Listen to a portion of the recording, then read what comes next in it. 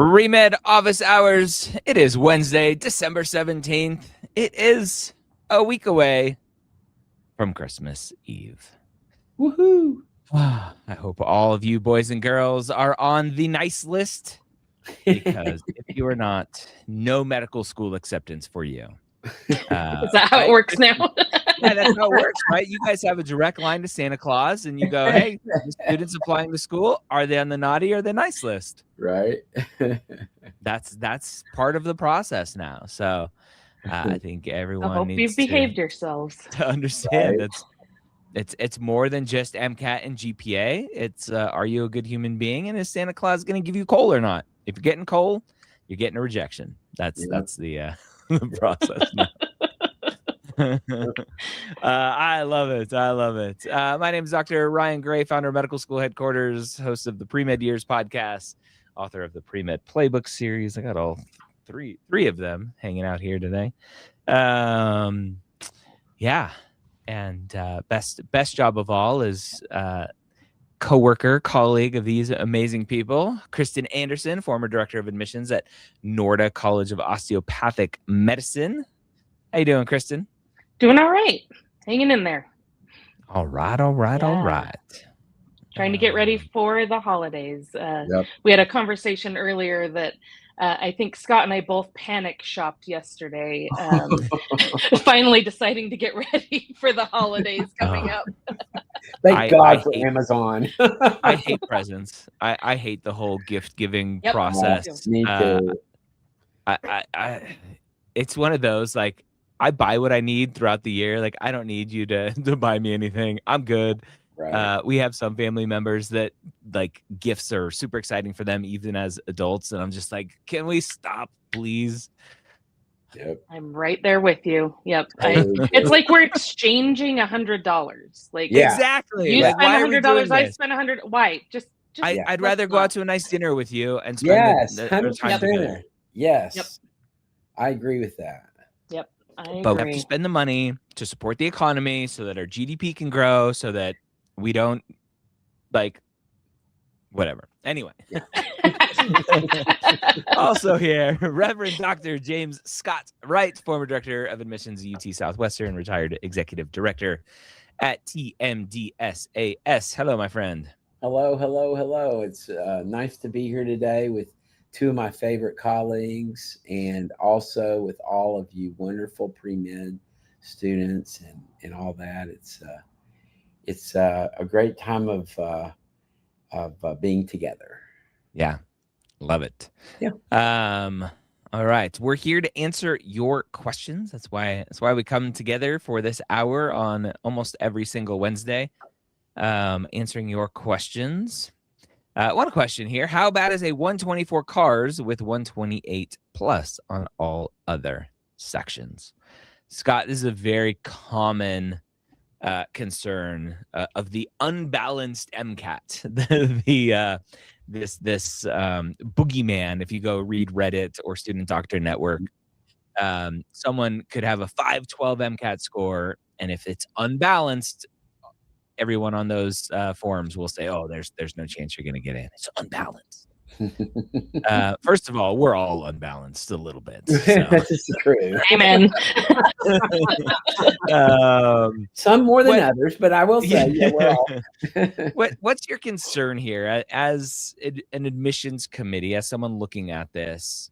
When does unbalance come into play versus just you look at the overall number and go, you're fine? Yeah, I mean, I think that, we've discussed this as advisors amongst ourselves a couple of times, and I think that especially with cars, when it gets down, 124 is sort of on the bubble, I guess, maybe, but a 123 or lower is concerning, and I do think that is something that a student has to be aware of. It doesn't mean that you're not going to get in. It doesn't mean that everything is lost, but it does mean that it may cause some concern for some of the schools. So, I definitely think that, with a score 123 or lower, that a retake would probably be a good idea. Yeah. Now above a 123, you know, it can go, you know, either way and stuff. So, but so I do think it's not the most terrible thing ever, but there is, you know, I think some level of concern if it gets that low. Yeah. I like, I always pull in this conversation. I like when schools are very transparent about this process. And so I always pull up Emory as an example, and I'll share it here. If you look at Emory's website, they specifically say, in order to receive an invitation to submit a supplemental, so a secondary essay, your latest MCAT exam must be, all right, 502 and higher, and a score of a 124 or higher on each section. Mm-hmm. So Emory is saying, hey, like, we want 124 and above. Mm-hmm. And I think that's just a good example of one way that a school looks at this process. Yeah. Nice that they're transparent like that. I love it. Mm-hmm. So, mm-hmm. Yeah. Hello, all. Am I okay with having phlebotomy as my clinical experience? Over 500 hours currently, or should I look for another experience not to include physical shadowing? I'm assuming physician shadowing. Kristen, another common question here of, this is what I've done. Do I need to diversify? Or is it bad that I've only done phlebotomy? Yeah, I mean, on one hand, I mean, that is what you have. So it is what it is, right? But if you have time, depending on where you're at in the process, I'm always a fan of diversifying experiences and showing that you've seen different sides of things and you've tried out different aspects of patient care. Because phlebotomy, if we're looking at it face value, your time with a patient is typically pretty short unless they pass out or they need, unless they or if they're like me and they're like, hold on, I'm not ready, then you may have a little more time with them. But phlebotomy is kind of a transactional role where someone comes in, you take their blood, and they go on their way. I had worked with, as a pre-med advisor, I worked with a lot of students that started in phlebotomy and worked at plasma donation centers, and then worked up to be kind of clinical supervisors where they did take care of the people that had reactions or passed out or things like that, where they got kind of more hands-on care. But on the whole, I think at face value, phlebotomy is pretty, it's short-lived. Like, yeah, you do have hands-on experience, but you don't have a lot of time with the patient. So ideally, I would like to see diversity in experience, but yeah, that's kind of my thoughts. Yeah. And those are thoughts. Right, wrong, or otherwise, those are my thoughts. Yeah. Those are my thoughts. Yeah. I agree. It's interesting, right? Phlebotomy is not an uncommon thing that students do, but there's a lot less interaction with patients when doing that, because you're stabbing them and then they're leaving.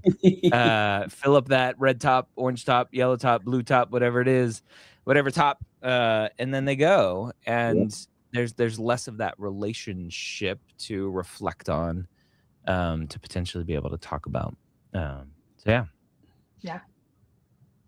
I guess we're saying don't be a phlebotomist. Or if you are, if that's how you pay the bills, you know, then get some other experience. Yeah. Too. Okay. Yep. Is writing a draft letter of recommendation allowed, or can that get you in trouble or blacklisted? Scott, I know you have strong opinions on this. We've talked about it a bunch. Yeah. It's not uncommon, unfortunately, for a letter writer to say, yeah, I'll write you a letter. Write me a draft. I'll review it, tweak it, and then sign it. Mm-hmm. What should students do in that situation? It's a real touchy situation, you know, because you got this faculty member or doctor, you know. I think more times than not, it's not faculty. It's usually the doctor or, you know, somebody outside of academia. Now, sometimes it is, but, you know, my experience, a lot of times it's outside of academia. and they're not used to writing letters, and they don't know how, well, what is it supposed to say? And so I think it's coming from a place of, wanting to be helpful to the student and wanting to, to really give them what they need. I think it's, it's a touchy situation. And I think what I would encourage a student to do in that case is to talk to the person and say, well, for example, the AAMC has a document, guidelines for writing a letter of recommendation. And it's really a pretty good document. It's just a 2-page PDF.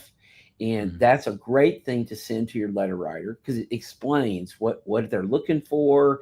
On the back of it, it has all the competency things. And, so it's a pretty nice document, especially for people that aren't used to writing the letters.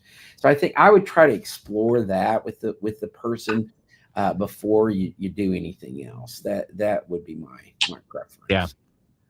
I think, and Kristen, you can correct me if you know something different. I think a Comus built in a kind of AI tool to help write letters. Mm-hmm. Do you know? I don't know about that. I don't know about that. I've heard something about it. I haven't dug in to actually see it.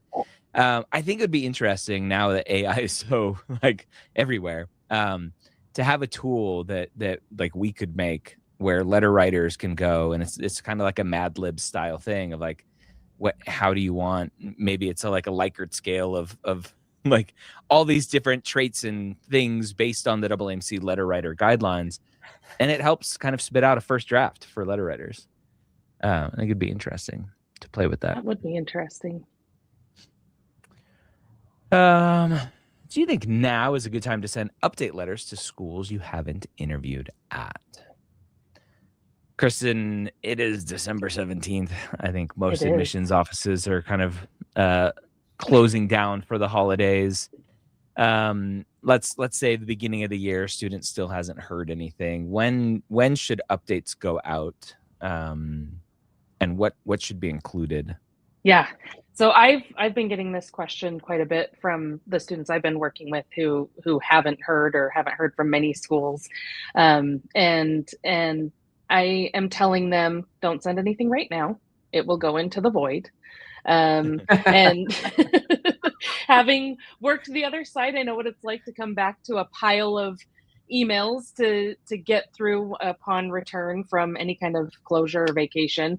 So I am recommending that students use this break time to do their legwork, find out which schools will accept letters and start crafting those, and then be ready to send them once business has resumed in the new year, when they've kind of processed all of the pile of emails, and then it can be at a time that it will actually be received and not just like transactional. I would hope that students would review everything that comes through, but knowing how busy it can be, I know it can be hard.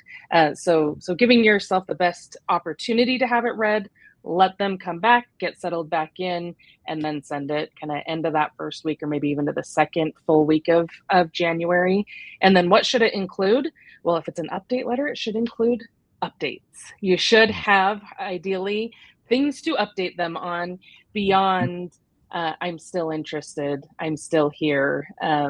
If you had indicated that you were working on some things, or if you've taken on new roles or new experiences, or have significant grade updates to let them know about, use that time to update them, but then also tell them, why you are interested in their school, why you, remain interested, and why you feel like you're a good fit. So it's not just, hey, I've done some things, I'm still here. Mm-hmm. Yep. All right. Questions are coming fast and furious. Thank you all for being here. Hope you're having a wonderful semester. Marvin, hello, MSHQ. I've been very lucky to get 6 interviews so far. Have heard back from 2, both waitlists. Why might a school waitlist compared to accept or reject? Should I send a letter of interest post waitlist? Scott, lots of reasons why a school might Mm-hmm. waitlist a student. Mm-hmm. What are some of those things, and what should students do moving forward trying to figure this out? Yeah, I mean, the school needs to fill its class, Yep. and there are almost inevitably going to be people that pull out of the class throughout the spring and into the early summer, sometimes even into midsummer, right before classes can begin. Yeah. So and so they need to have a ready pool of people that are acceptable to them, that they can pull from to fill those places in the class. So that's why there's waiting lists to start with. Absolutely, I think sending a letter of interest post wait list is a great idea, because I can tell you when it gets into, the wait list activity usually doesn't start until, I would say, May, maybe even, perhaps late April, but usually in May, June is when a lot of the waitlist activity happens. And when people get pulled off, and it's a sort of domino effect thing, somebody pulls out of this school and then they pull out of that school, and it's just it all affects a lot of people. So I would say, now is the time, because when they're looking at people from the wait list, when they've got an opening in the class at the 1st of June, for example, then they're looking for somebody that's going to take the seat and be there and be in the class. And so if they see a letter in your file that says you're my top choice, or I love your school, or my intention is to enroll if you let me, whatever, then that means a lot to that school that's trying to fill that seat. Yeah. Good luck. Congrats on 6 interviews. That's that's awesome. Doing something right. Yeah, very good. Good luck. All right. Keep going. I'm at an undergrad at a pretty rigorous institution and haven't created enough clinical experience. What can I do to get meaningful clinical hours if I also want to do internships during the summer? Yeah. Kristen, this is a very common trap that students kind of fall into, is they're so focused on their grades that everything else kind of gets pushed to the wayside. And then they apply to medical school, and it's great. You have great stats, but you haven't really done much else. And so students or schools may be a little hesitant to be like, okay, yes, you're a good student, but you didn't do much else to kind of fill your schedule and create a rigorous path for yourself, because medical school is going to be like, yes, you have to be a good student, and you're getting clinical and research and shadowing, and you're doing it all over again. Yep. Obviously, students can just take extra time and not apply to medical school so they can work on stuff. But what recommendations do you have here for a student that is struggling with this balance? Yeah, I would say start carving out, see if you can do an hour or two, or do a 4-hour shift a week or something like that, volunteering in hospice or at a hospital. Just kind of really that time adds up over time a lot quicker than people think it does. I think that some time is cumulative and no time equals no time, right? So even literally an hour or two a week, or one shift on a weekend or something like that, find where you can carve out that time to start building that clinical experience. Because you can take the extra time, but we also don't necessarily want to load that on the back end, because then you run the risk of running out of time, not getting into jobs that you wanted. I'm working with a student now that kind of put everything on the back burner and is now like, well, I'm not getting jobs and I'm not getting the experience that I had hoped to during this gap year, and I'm not starting till January now and wanting to apply in May. And yeah, you can get meaningful experience, but it's much harder. And ideally you have that experience in advance of, writing your personal statement, writing about your work and activities, so that you have those stories to draw from. So I would say carve out whatever time you can. And really, honestly, even if it's an hour or two a week to start, it will add up. It adds up. I call it the reverse onioning. Like, just instead of peeling back the onions, you layer on as best you putting can. it on. Yep. and try to find that balance. Yep. Question from Instagram. If I have about 5 to 6 good LORs from leadership activities, teachers at work, but not from research or physician shadowing, does that create a difference? There was a follow-up question here. I asked because my research work was with many interns and there wasn't much interaction with the PI. Scott, I think this question always comes down to what schools are you applying to and what letters of recommendations do they require? I know I've talked about it before. I think there is some amount, probably not insignificant, some amount of students who don't get into some medical schools because they don't meet the letter of recommendation requirements for that school. And so the school is just sitting there twiddling their thumbs going, your application isn't complete. We're not going to tell you because you're not reading the information that's clear on our website. And so tough luck. It sounds kind of mean, but I think that's just part of the process is who can follow directions and who can't. Yeah, when you have thousands of applications to sift through, that's an easy way to filter. Yep. That you're not following directions, you're not Can't meeting follow requirements, Yeah. you're out. Yeah. So I definitely agree with that, and so I think that what that means is it's dependent on the applicant to know what schools accept what letters and all of that, so that you can be in compliance with what they want, and that's really important. I think that in terms of this particular one here, this question, I would say leadership activities, professors, teachers, and work. Those are good letters to have. Physician shadowing, shadowing is so passive and everything. Unless you've shadowed on for umpteen thousand hours, then I don't think they're going to be able to say a whole lot that's going to be meaningful. Research, if you did a lot of research, I think not having a letter from your PI would be probably a mistake.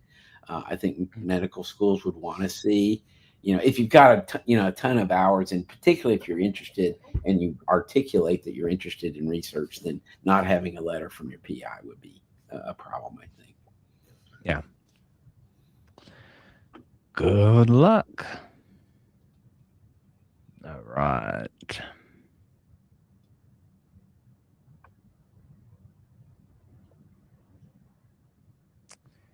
My work supervisor offered to write me a letter of recommendation last week. Is it possible to send new LORs mid-cycle? Would they be looked at?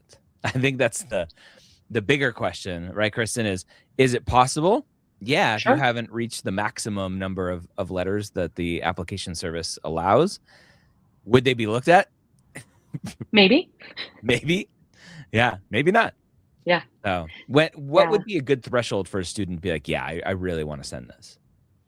I think, that's tough because first and foremost, have you met the limit for the application service? Do you have room to upload another letter?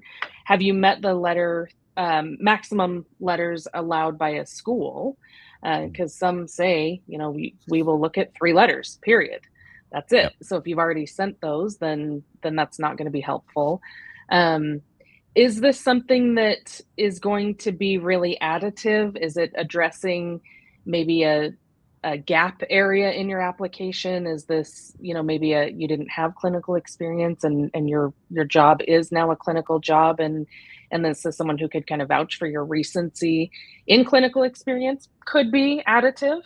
I wouldn't just upload it. I would alert schools to it being uploaded because they may or may not go in and look at new letters that are uploaded. And because there's just so much information coming in all the time on the back end for the schools, they may miss that. So I would make sure you're not even you haven't reached the maximum and that they would receive it. Some say don't send us anything after the primary, and your secondary is what you can submit beyond that, but we don't want any other letters. We don't want update letters. We don't want letters of intent or interest or anything like that. So making sure you're following the rules and the policies for each school is important here. Yep. But yeah, I'm just wondering what what are you hoping that it would add? I think we need Yeah. more information there, but Yeah. Is it filling any gaps potentially Yeah. in who you are as a student, as a person? And it's both the maximum number of letters for the application service, and if a school says, here's the maximum number that we want, follow both of those. So AMCAS maximum letters is 10. ACOMAS is 6. TMDSAS, I think, is 4. Scott, you can correct me if I'm wrong. I think it's 4. Right. So those are the numbers there. And then each school potentially may have a maximum number that they want as well. Yep. All right. Wilson, hey everyone. I got a CBEBA management degree online that was covered by my employer. I plan on doing the prereqs for medical school this spring. Should I get a master's to help me out? Scott, if they're doing their prereqs, ideally, in your words, right, there's ideal, there's acceptable, not acceptable. Let's say they do their prereqs at a 4-year university. They already have a degree. Do they need more? Well, not in terms of the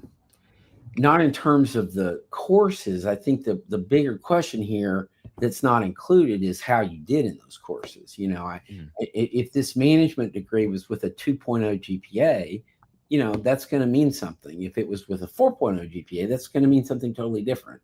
And so I think that, you know, there's really not enough information here to make a judgment on whether you need to do a master's degree or not. So I don't know. Now, assuming that the BA in management was, you know, pretty good, you know, you did generally pretty well, and then you're doing your prereqs as a post-bac, you know, I think that would be okay, and a master's wouldn't be necessary. But, you know, it's kind of iffy depending on kind of how you did. Yeah. More variables there, but if you're doing well, keep going.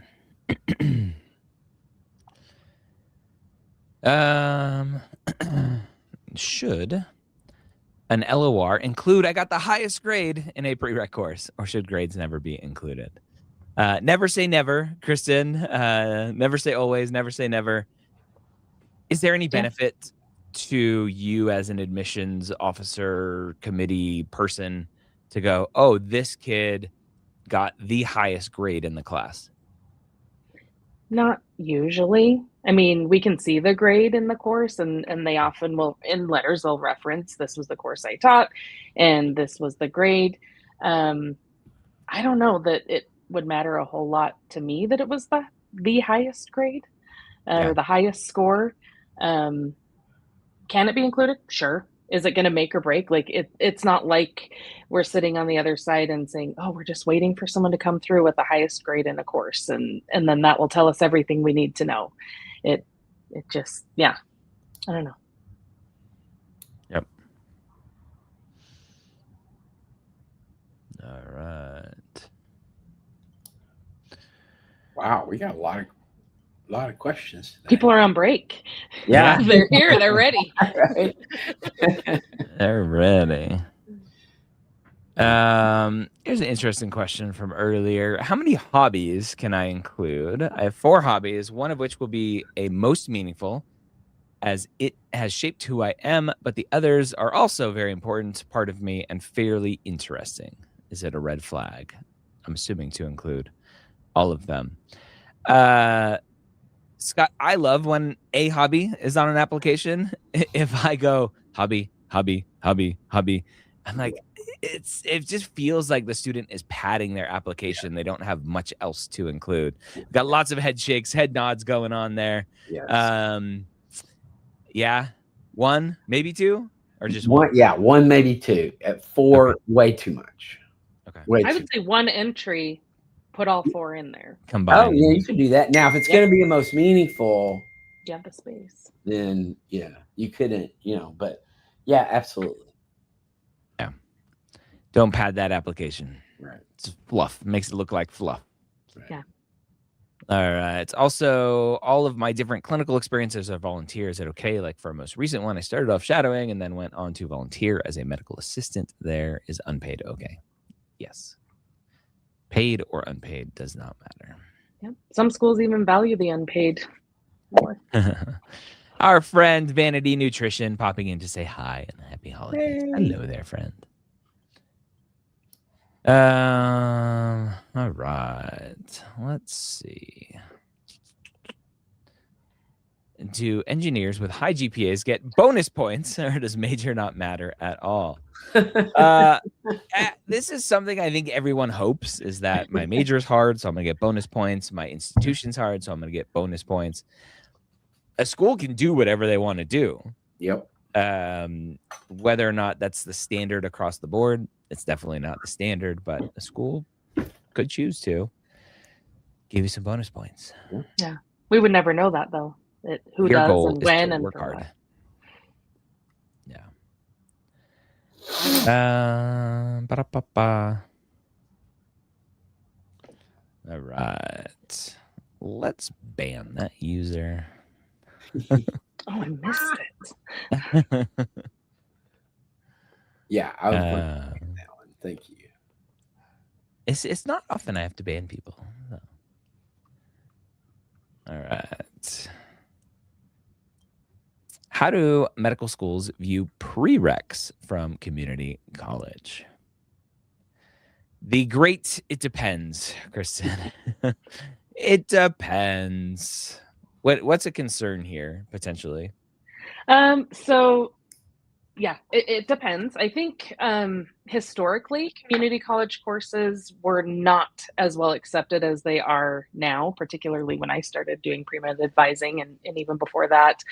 Some of the questions or concerns that come up are, why did you not take your prereqs at your university? And were you unable to do well at the university level? There is some question or concern of, are you taking them at a community college because they're quote unquote easier, or to pad your GPA? But there are a lot of reasons that people take prereqs at community colleges. One, it can be, location, proximity, and convenience, but also cost, recognizing that community colleges are often less expensive than universities. So that can be a perfectly reasonable reason for taking prereqs at a community college, but recognizing that some schools may have questions about, why you chose to take them all at the community college level. And for some it will matter, and others, they won't care. Yeah, it won't. Yep. Yeah, I'll share here. This is the MSAR PDF prereq that I refer to a lot. And they have a specific column here. This is all the MD schools. They have a specific column. So it's by school, by state, by alphabetical by state, and then the med school. And then over here, do they accept community college credits? And for the most part, if you just quickly scroll down this list, you'll see that almost all of them are green. There's a random one here that says red for physiology. I don't know why they wouldn't take that. But you can see almost all the schools are fine with community college. So go check it out. What was that? Probably it's red for physiology because most community colleges don't offer upper level biological science classes. Yeah. Let's shame GW because they don't, for biochem, biology, chemistry, they do not accept community college. Shame on you, GW.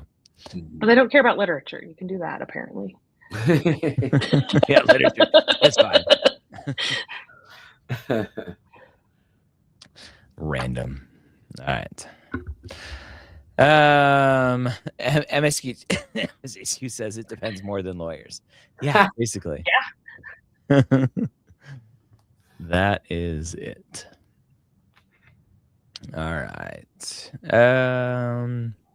What about multiple update letters?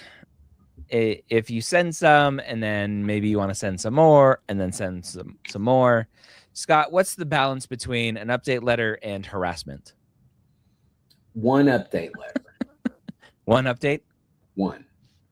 Okay. It gets more beyond that. I mean, unless, I guess, if you won the Nobel Prize in medicine or chemistry, you could do it. But an extra letter. But Okay. no, I think one letter, it does become a little creepy if you get multiple letters from an applicant that I think it's not a good look. Yeah, just it feels like some Eminem lyrics there. You only get one shot. Do not miss your chance to blow. Update letters. Make it meaningful. Make an update letter rap song. That's a good use of AI. I'm sure we could We should do that. It's a good idea. That's funny. We'll add it to the to-do list of playing with AI. All right, let's keep it rocking. Let's see if there's any questions over here from Instagram.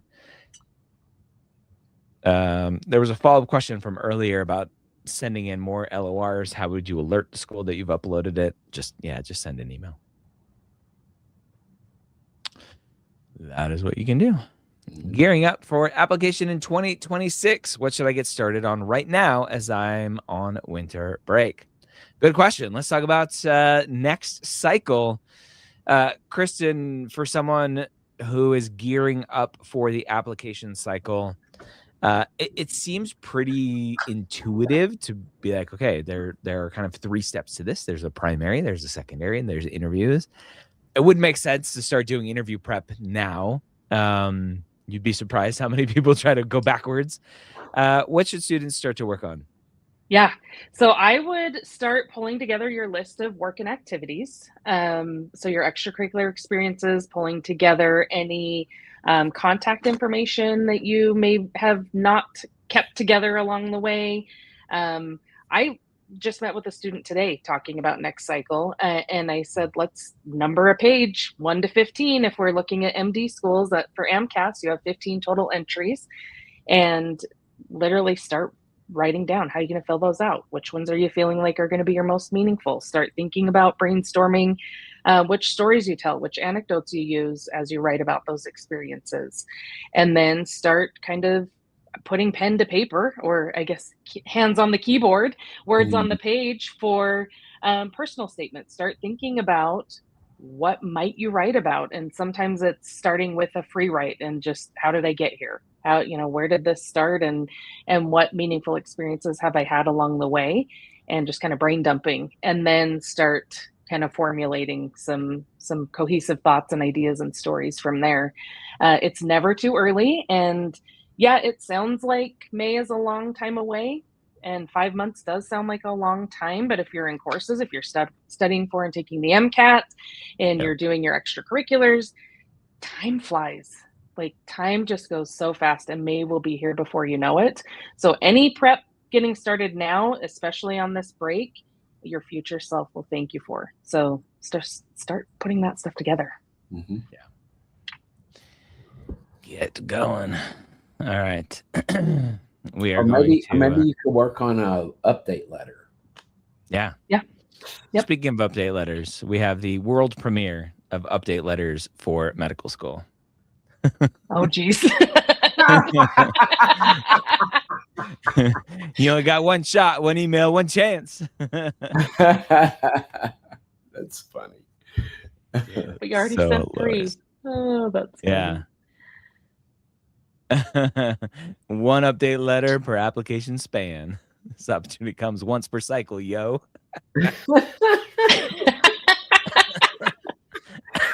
We've got to record this. They open your file, they skim, they decide. Yeah. Not annoyed, but confused why you're back in their inbox again. Exactly. That is so true. Email me. This That's is amazing. pretty funny. Yeah. And just checking in, like they forgot this. All right. Next step, send it to an AI tool that can actually record it. Yeah. And make the parody. That's hilarious. I wouldn't want to burden my family too much with application costs, but I also know I don't have substantial savings. What are typical expectations for the family burden of application costs? It's such a personal answer here. number one, is it a burden to them, or you just feel like a burden? Maybe they've been saving behind the scenes. You just got to have an open dialogue there. If you go on to our website, Medical School HQ, there is an application cost estimator where you can kind of choose how many schools you're applying to, and it'll kind of break down primary, secondary costs, travel costs for schools that still have in-person interviews, all that kind of stuff. You can check that out. How do admissions view non-traditional apps who began at a community college and later transferred to a 4-year due to work and financial constraints? Ideally, most, if not all, prereqs completed at the 4-year.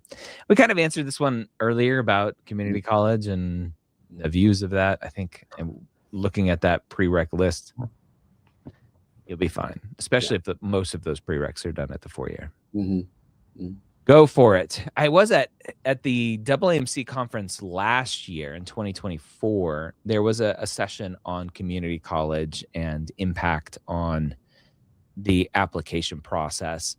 And their data that they showed a negative impact of community college on chances of getting into medical school. The data was not well presented and well thought through. I had lots of holes to pick apart, but yeah, overall, go for it. There were lots of holes in something that AAMC did. What? No, this was a presentation by like students and other people. Oh, it wasn't a AAMC. I'm sorry. That was a tacky comment. Okay. It wasn't tacky. Just poke the AAMC all we want. My LOR writer admitted to using AI to help draft a prelim letter. How will AdComs view this? They'll probably use an AI tool to read the AI letter. So please review this LOR and give me a brief synopsis. Yeah, everyone's using AI these days. Have no fear. Yeah. If you're not using AI, what are you doing? Why do reapplicants have such a difficult time next cycle when applying to some of the same institutions? I love this question. There used to be data available. I haven't seen it in a while that the AAMC put out that said, hey, reapplicants have like a 25% chance of getting in compared to the normal first-time applicants. It's more than that, right? Overall, right around now, it's like 42, 43%. And a lot of people take that data and go, it's bad to be a reapplicant, because obviously they're getting in at a much lower rate. Kristen, what do you say to those data novices when they go, oh, being a reapplicant's bad because they have a lower chance of getting in? Yeah, I think being a reapplicant with the same application is bad. And that tends to be, I think, what a lot of reapplicants are folks applying with effectively the same application. And if it didn't work the first time, why is it going to work the second time? And schools are, I think, looking at reapplicants a little more intently and saying, what have you done for the last year? How have you strengthened your application? Have you addressed any holes or gaps or experiences that you were missing? Reapplicants are actually some of my favorite students to work with, because we get to kind of dissect what went wrong and if they're willing to take the feedback and work on them. That's a big if. Yeah. Take the feedback and make the change. Yep. Those are big, but if they're willing to, it's really cool to see people who have not been successful ultimately be successful. And I'm actually working with several reapplicants this cycle, and that's very much been the case for them. And for some of them, it was a lack of experience. For others, it was the way they wrote about their experiences was just frankly not that great first time around, and we reworked that, and they're being successful now. But so all to say, I think a lot of that lack of success comes from lack of change from one application year to another for reapplicants. Yeah. Yeah. My general go-to line is being a reapplicant is not bad. Being a reapplicant with the same bad application is bad. Yeah. Yep. So, Scott, what do you say to students who have heard, whether directly from schools or just on SDN or Reddit, that they have heard that schools like reapplicants, and they basically reject all first-time applicants just to see who reapplies and who is determined to actually do this. There is that theory out there that students are going to have to reapply because schools are basically just rejecting all first-year applicants. Well, there is also a theory that says we never went to the moon and it was all a hoax. Oh, and we're on a flat Earth, by the way. It's flat, yeah. So, I mean, I think that, I mean, give me a break, Yeah. I mean, my feeling about things like this is if you as an applicant spent half the amount of time working on your application and your activities and all that you spend, with these assumptions and stuff, then, you'd be in a much better position. But, so, I mean, that's just not, it doesn't work that way. It's not how this works. It's not how any of this works. Yeah. Don't apply with the same application. That's the answer. That's right. All right. I'm going to share my screen again. Back to this MSAR PDF for this question. What do med schools think about non-trad applicants working full-time, taking prereqs online due to their full-time roles? We had this pulled up earlier for community college, and you will notice that the second to last column is online courses. The online courses are very similar to the greens for community college. You will find more issues with online courses. So this is UCLA, and they're saying, hey, only during COVID times. So you'll see that there are more issues with online prereqs for schools. Mm-hmm. So if you look at this list and schools that you want to apply to are fine with the online prereqs, go for it. But, Scott, in your ideal, acceptable, not acceptable, it's not ideal. Right. Yeah. And let me just say something about non-traditional applicants for a second. Yes. The rules, the expectations are not different for non-traditional applicants. Mm-hmm. Don't come into this process thinking because you're a non-traditional applicant, then you've got all these, well, I've got a family and I've got a full-time job and I've got this and I've got that. Well, I'm sorry. I get it, but the rules don't change just because you decided later in life to become a doctor. That this doesn't work that way. So, there may have to be, and this sounds a little harsh, but there may have to be some sacrifices in order for you to make this happen. And if you're coming into the process thinking I'm not going to change anything, then I think that's a wrong way to approach it. Yep. All right. Any insight on when the PS or BS episodes are coming out? We're working on it, my friend. We're working on it. You can submit yours at psorbs.com/apply. All right. All right, friends. I think let's end there and a few minutes early. And say goodbye. And I'll go work on that Eminem song, that parody song. I can't wait. Try it. See what we work. I have so many in my algorithm on TikTok. So many parodies, not parody songs, but like if the Eminem song came out as like a 1950s jazz song, or if this rock song was a 1930s whatever song, and it's so good. Yeah. It's so good. Yeah. Anyway, friends, we're here most Wednesdays at 1 p.m. Eastern. We will not be here next week on Christmas Eve or on New Year's Eve. So we'll see you in a couple weeks. So we can say see you next year. In the year. In the new year. See you next year, my favorite friends. end of year joke. See you next year. All right, friends. Have a wonderful day. We'll see you soon. Bye-bye. Bye. See ya.